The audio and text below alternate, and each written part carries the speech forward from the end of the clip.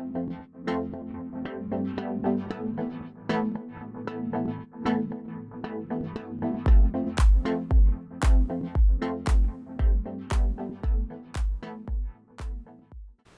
and welcome to this new video on the HCBP channel, your HR resource of information if you're an HR department of one, an SME, or you just started your career in HR. Today's topic is very important because it's a major component of establishing your credibility as an HR professional.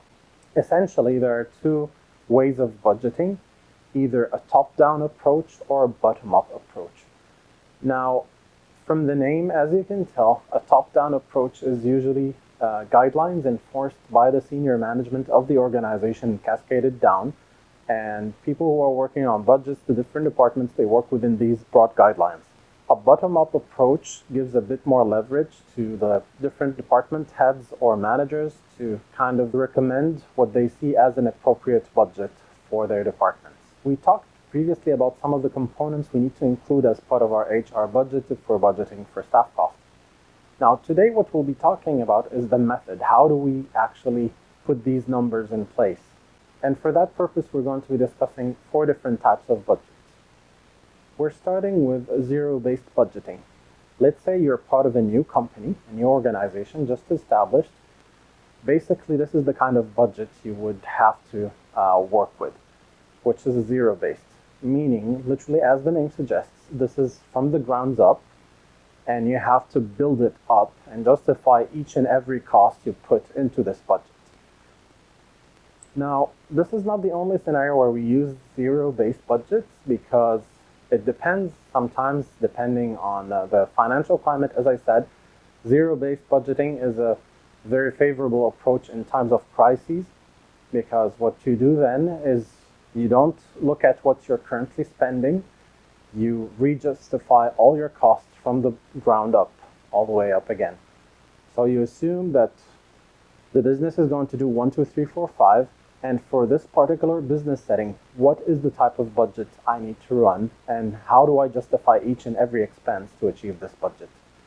So it's very strict usually, doesn't give a lot of leverage, and it's something that companies actually tend to work on if they think they're going to be having a difficult year as well.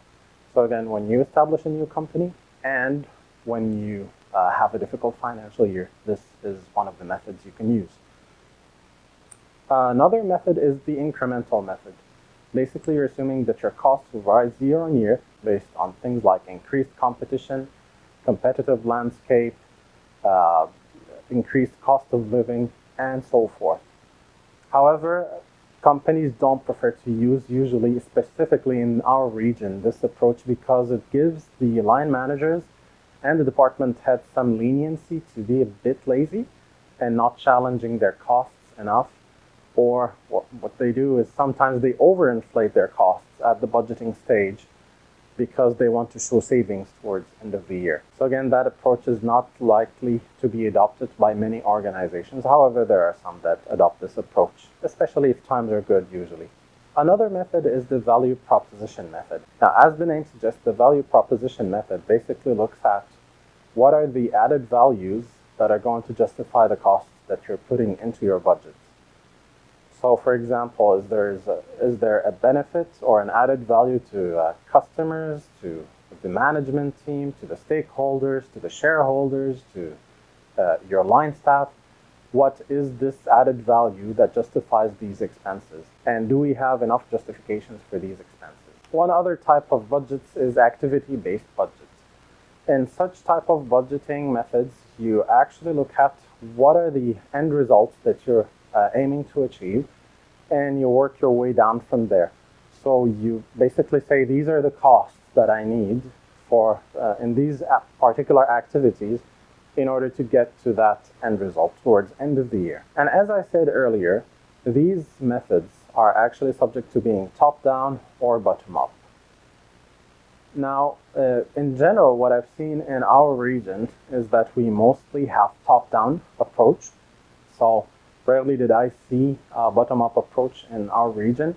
And this is from different companies I interacted with and my colleagues who work in different places.